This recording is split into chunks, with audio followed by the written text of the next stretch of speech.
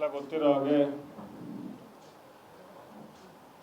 ಸಹಕಾರ ಸಚಿವರಾದಂಥ ಸನ್ಮಾನ್ಯ ಶ್ರೀ ಕೆ ರಾಜಣ್ಣನವರ 75ನೇ ವರ್ಷದ ಜನ್ಮದಿನದ ಪ್ರಯುಕ್ತ ಅಮೃತ ಮಹೋತ್ಸವ ಹಾಗೂ ಈ ಒಂದು ಅಭಿನಂದನಾ ಗ್ರಂಥ ಲೋಕಾರ್ಪಣೆಯ ಒಂದು ಕಾರ್ಯಕ್ರಮವನ್ನು ಇದೇ ತಿಂಗಳು 13ನೇ ತಾರೀಕು ತುಮಕೂರಿನ ಜೂನಿಯರ್ ಕಾಲೇಜ್ ಮೈದಾನದಲ್ಲಿ KNR ಅಭಿಮಾನಿ ಬಳಗದ ವತಿಯಿಂದ ಮತ್ತು ನಮ್ಮ ಜಿಲ್ಲೆ ಮತ್ತು ರಾಜ್ಯದ ಎಲ್ಲ ಸಹಕಾರಿಗಳು, KN ರಾಜಣ್ಣನವರ ಸ್ನೇಹಿತರು, ಸೊ ಇವರೆಲ್ಲ ಜೊತೆಯಾಗಿ ಒಂದು ಕಾರ್ಯಕ್ರಮವನ್ನು ಆಯೋಜನೆಯನ್ನು ಮಾಡಿದ್ದು. ಆದರೆ ನಿಮಗೆಲ್ಲ ಗೊತ್ತಿರೋ ಹಾಗೆ ಕಳೆದ 15 ದಿನದ ಹಿಂದೆ ಬೆಲ್ಗಾಮಲ್ಲಿ ಏನು ನಾಗರಿಕರ ಮೇಲೆ ಟೆರರಿಸ್ಟ್ ಅಟ್ಯಾಕ್ ಆಯಿತು. ಆ ಟೆರರಿಸ್ಟ್ ಅಟ್ಯಾಕ್ ಆದಾಗಂಥ ಸಂದರ್ಭದಲ್ಲಿ ಕನಿಷ್ಠ 26 ಜನಕ್ಕಿಂತ ಹೆಚ್ಚು ಜನ ಅವತ್ತು ಸಾವನ್ನು ಒಪ್ಪಿದ್ರು. ಇವತ್ತು ನೀವೆಲ್ಲ ನೋಡ್ತಾ ಇದ್ದೀವಿ ಯಾವ ರೀತಿ ಗಡಿಯಲ್ಲಿ ನಮ್ಮ ರಾಷ್ಟ್ರದ ಯೋಧರು ನಮ್ಮ ರಾಷ್ಟ್ರವನ್ನು ರಕ್ಷಣೆ ಮಾಡಬೇಕು ಅಂತ ಹೇಳಿ 1 ಗಂಟೆನೂ ಅವರು ಸಮಯನ ವ್ಯರ್ಥ ಮಾಡ್ದಲೆ ಇದು ರಾಷ್ಟ್ರವನ್ನು ಸುರಕ್ಷಿತವಾಗಿಡಬೇಕು,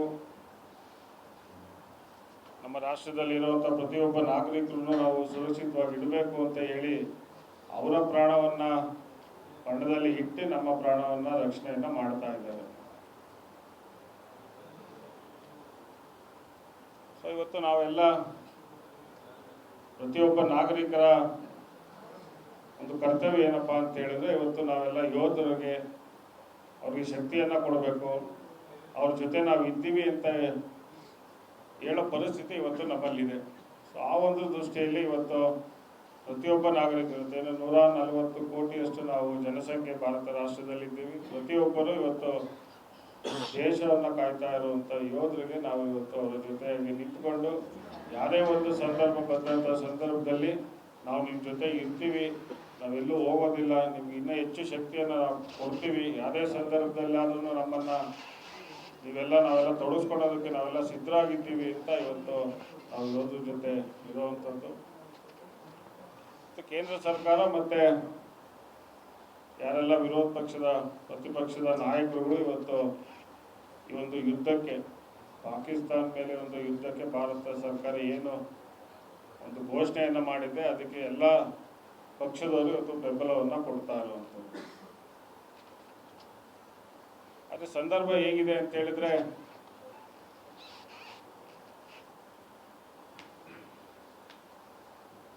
ಇವತ್ತು ನಾವು ಯಾವುದೇ ಒಂದು ಜಾತಿಯನ್ನ ಗುರುತಾಗಿ ಹಿಡ್ಕೊಂಡು ಇವತ್ತು ಬಹಳಷ್ಟು ಆಪಾದನೆಗಳನ್ನು ಪ್ರಾರಂಭ ಆಗಿತ್ತು. ಯಾವುದೋ ಒಂದು ಜಾತಿಯನ್ನ ಗುರಿಯಾಗಿಡಿಸ್ಕೊಂಡು ಬಹಳಷ್ಟು ಜನ ಮಾತಾಡಿದ್ರು. ಅದ್ರ ಬಗ್ಗೆ ನಾನೇನು ಹೆಚ್ಚು ಮಾತಾಡೋದಕ್ಕೆ ಹೋಗೋದಿಲ್ಲ. ಯಾಕಂತ ಹೇಳಿದ್ರೆ, ಇವತ್ತು ಏನು ನಮ್ಮ ರಾಷ್ಟ್ರದ ಪಿತಾಮಹ ಮಹಾತ್ಮ ಗಾಂಧಿಯವ್ರನ್ನ ಕೊಂದಂಥವ್ರು ಯಾವುದೋ ಒಂದು ಜನಾಂಗ ಇದ್ರೂ, ಆದರೆ ನಾವು ಆ ಜನಾಂಗಕ್ಕೆ ಏನು ನಾವು ದೋಷಣೆಯನ್ನು ಮಾಡಲಿಲ್ಲ. ಸತ್ತಂಥ ವ್ಯಕ್ತಿಗೆ ನಾವು ಯಾರು ಸಾಯಿಸಿದ್ರು ಅಂಥವ್ರನ್ನ ನಾವು ದೋಷಣೆ ಮಾಡಿದ್ರು.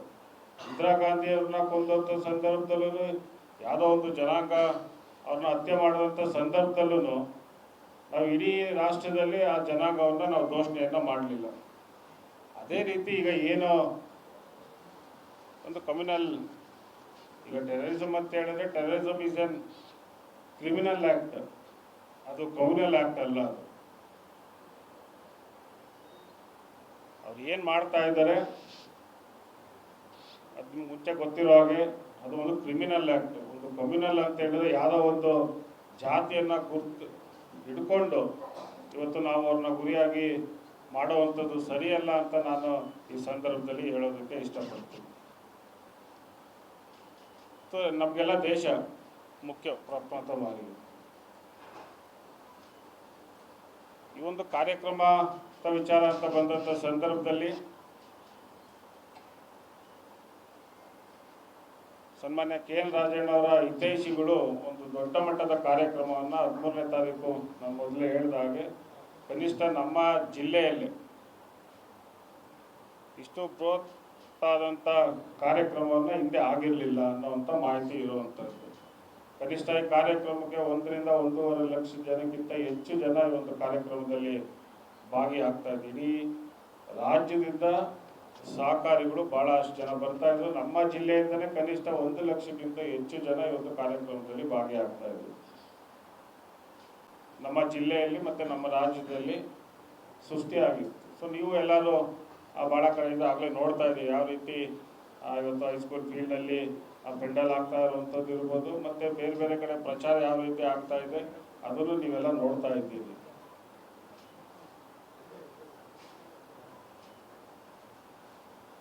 ಆದರೆ ಇವತ್ತು ಸಂದರ್ಭ ಆ ಥರ ಇಲ್ಲ.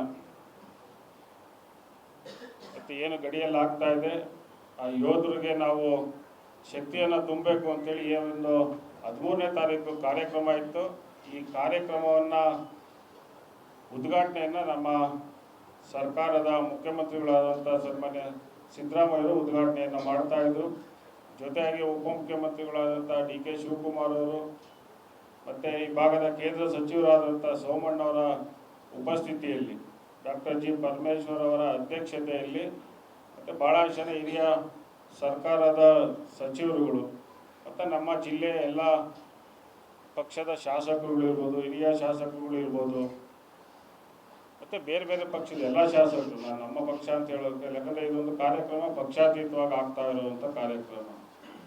ಈ ಕಾರ್ಯಕ್ರಮ ಮಾಡಬೇಕು ಅಂತೇಳಿ ಭಾಳ ಜನ ಹಿತೈಷಿಗಳು, ಸ್ನೇಹಿತರುಗಳು ಕಳೆದ 2 ತಿಂಗಳಿಂದ ಇಡೀ ಜಿಲ್ಲೆಯಲ್ಲಿ ಮತ್ತು ಇಡೀ ರಾಜ್ಯದಲ್ಲೆಲ್ಲ ಓಡಾಡಿಕೊಂಡು ಸಂಘಟನೆ ಆಗಬೇಕು ಅಂತೇಳಿ, ಮತ್ತು ವಿಶೇಷವಾಗಿ ಈ ಒಂದು ಗ್ರಂಥ ಬಿಡುಗಡೆ ಸನ್ಮಾನ್ಯ ನಾಗಣ್ಣವರ ಅಧ್ಯಕ್ಷತೆಯಲ್ಲಿ ಆ ಸಂಚಾಲಕರು ಯಾರೆಲ್ಲ ಗ್ರಂಥ ಸಮಿತಿಯಲ್ಲಿದ್ದಾರೆ, ಕಳೆದ 2 ವರ್ಷದಿಂದ ಅವರು ಭಾಳಷ್ಟು ಶ್ರಮವಹಿಸಿ ಯಾರೆಲ್ಲ ರಾಜಣ್ಣವ್ರ ಬಗ್ಗೆ ಸ್ನೇಹಿತರುಗಳಿದ್ದಾರೆ, ಹಿರಿಯ ಸಹಕಾರಿಗಳಿದ್ದಾರೆ, ಸಾಹಿತಿಗಳಿದ್ದಾರೆ, ಲೇಖಕರಿದ್ದಾರೆ, ಅವರೆಲ್ಲ ಒಂದು ಸನ್ಮಾನ್ಯ ರಾಜಣ್ಣವರ ಅನಿಸಿಕೆ ಬಗ್ಗೆ ಅವ್ರ ಬಗ್ಗೆ ತಿಳಿದಿರೋದನ್ನು ಭಾಳ ಜನ ಈ ಗ್ರಂಥದಲ್ಲಿ ಅವರ ಅನಿಸಿಕೆಗಳನ್ನ ಹೇಳಿದರು.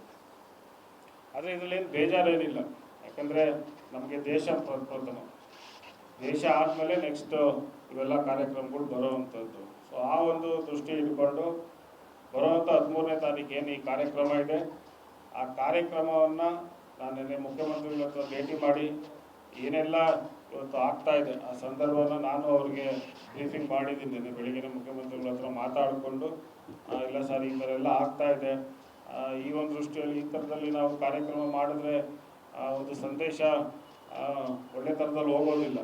ಸಂದೇಶ ಯಾಕೆ ಒಳ್ಳೆ ಥರದಲ್ಲಿ ಹೋಗೋದಿಲ್ಲ ಅಂತ ಹೇಳಿದ್ರೆ ನಿಮಗೆಲ್ಲ ಗೊತ್ತಿರೋ ಏನು ಆ ಸಂದರ್ಭವೂ ಸರಿ ಇಲ್ಲ.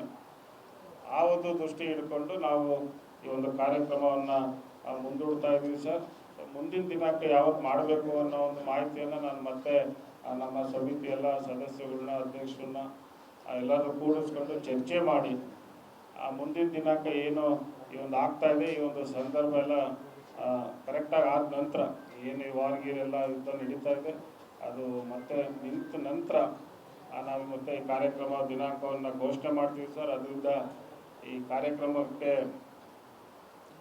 ಮುಂದೂಡ್ತಾ ಇದ್ದೀವಿ ಅಂತ ನಾನು ನಿನ್ನೆ ಮುಖ್ಯಮಂತ್ರಿಗಳಿಗೆ ಮಾತನ್ನು ಹೇಳಿದ್ದೀನಿ. ಅವರನ್ನು ಹೌದು ಒಳ್ಳೆ ನಿರ್ಧಾರವನ್ನು ನೀವೆಲ್ಲ ತೊಗೊಂಡಿದ್ದೀರಿ, ಮುಂದೆ ಯಾವ ಥರ ಆಗಲಿ ಇನ್ನೂ ದಿನಾಂಕವನ್ನು ಈಗಲೇನು ಘೋಷಣೆ ಮಾಡೋದು ಬೇಡ, ಇದೆಲ್ಲ ಸಂದರ್ಭ ನೋಡಿಕೊಂಡು ಮುಂದಿನ ದಿನದಲ್ಲಿನ ದೊಡ್ಡ ಮಟ್ಟದಲ್ಲಿ ಕಾರ್ಯಕ್ರಮ ಮಾಡಪ್ಪ ನಾವು ಬರ್ತೀವಿ ಅಂತ ನನ್ನ ಮುಖ್ಯಮಂತ್ರಿಗಳು ಆ ಮಾತನ್ನು ಹೇಳಿದ್ದಾರೆ. ಆ ಒಂದು ದೃಷ್ಟಿ ಇಟ್ಕೊಂಡು ಏನು ಮೇ 13ನೇ ತಾರೀಕು ಸನ್ಮಾನ್ಯ KN ರಾಜಣ್ಣವರ 75ನೇ ವರ್ಷದ ಅಮೃತ ಮಹೋತ್ಸವ ಮತ್ತು ಅಭಿನಂದನಾ ಗ್ರಂಥ ಬಿಡುಗಡೆ ಕಾರ್ಯಕ್ರಮವನ್ನು ಮುಂದೂಡ್ತಾ ಇದ್ದೀವಿ. ದಿನಾಂಕವನ್ನು ಮುಂದಿನ ದಿನದಲ್ಲಿ ನಾವೆಲ್ಲ ಕೂತ್ಕೊಂಡು ಚರ್ಚೆ ಮಾಡಿ ಆ ದಿನಾಂಕವನ್ನು ಘೋಷಣೆಯನ್ನು ಮಾಡ್ತೀವಿ.